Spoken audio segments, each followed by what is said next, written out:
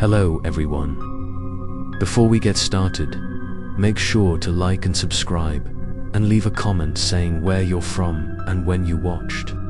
That way, YouTube will continue to show you stories like this. Now, let's get started. Asterisk, after leaving the forest that night, I thought everything would calm down, but the opposite was true. The more I tried to forget, the more clearly I felt its presence around me. Every night, whispers echoed in the wind. My mother's familiar voice kept calling my name, lingering in the eerie silence. I knew the copycat had not given up. It was just waiting for me to weaken again. Michael remained by my side. He believed that as long as we kept our spirits up and continued to prepare, sooner or later we would find a way.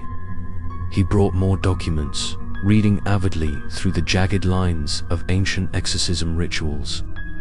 But what scared me the most was that in those pages there was a line mentioning that this entity was never alone. Once it had attached itself to a victim, it would leave a mark on that person's soul, making it difficult for others to interfere.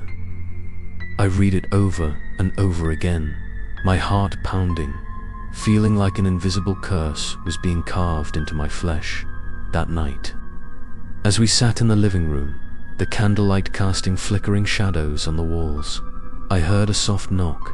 At first, it was just a few clicks, then it got faster and louder, as if someone was pounding on the wooden door. I held my breath, turned to Michael. He nodded, clutching the notebook, his voice solemn. It came all the way here.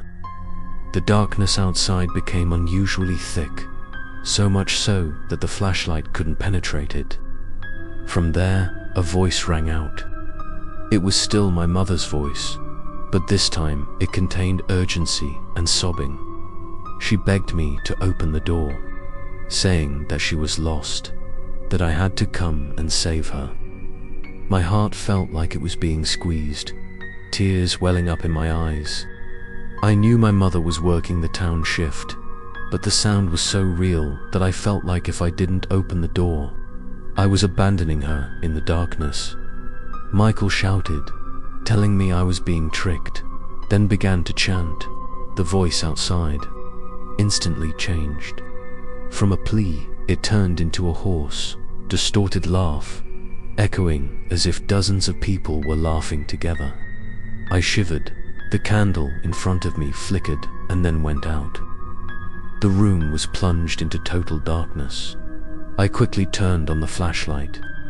In the moment the light swept through, I saw a face pass by the window.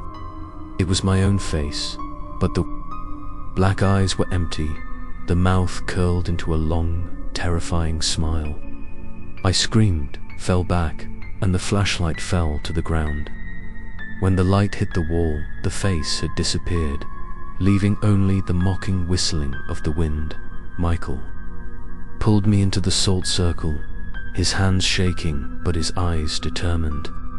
He whispered, "It's getting stronger, and it won't stop until it gets you out." I choked, not knowing whether to be scared or desperate.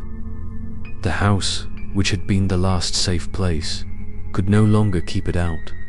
That night, I couldn't sleep.